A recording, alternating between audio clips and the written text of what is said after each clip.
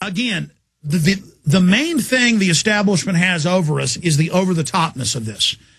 And that I understand as normal people who are awake, you don't want to be around this. You don't want to focus on it. You want to just stay to yourself, try to raise your kids right.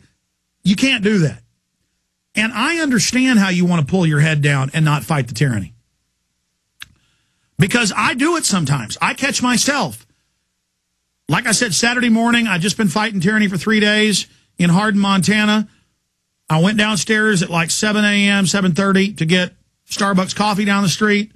I'm coming back up the elevator. It opens on the 3rd floor, and there's Girl Scouts milling around with police. So I step out, and there's a Homeland Security banner and cops like it was the airport looking at everybody and all a bunch of paranoid power-tripping people.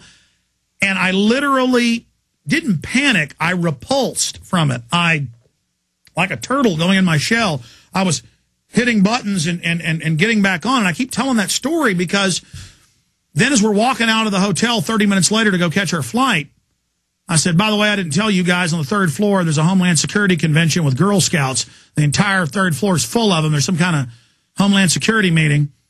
And we know from the news that their new badge from Homeland Security is to spy on their neighbors, fight terror, put out the good word of Homeland Security. These are quotes, 3.4 million. And Aaron's like, grabbed him by the arm. He goes, let's go. And I said, no, we got an hour and a half to get to the airport. Our plane's in an hour and a half.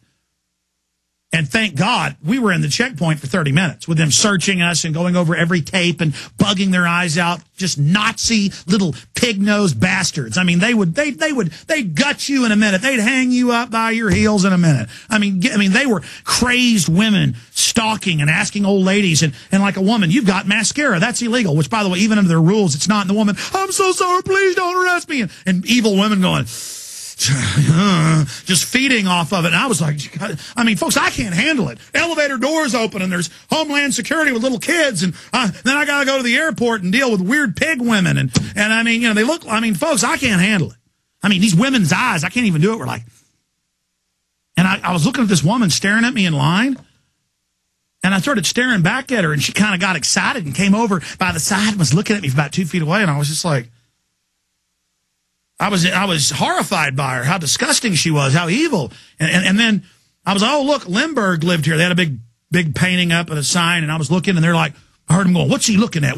You're not even allowed to look just because I tried to act normal. I tried to, okay, I'm going to ignore them feeding on power trips right now.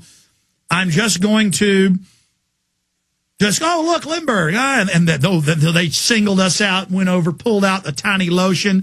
Just went, oh, my God, you could be arrested for this. And they were just, and I just looked at them pathetically. I mean, literally, this one woman went, you're not allowed to have this. I mean, they're just like ready to come in your houses and grab your kids. They're just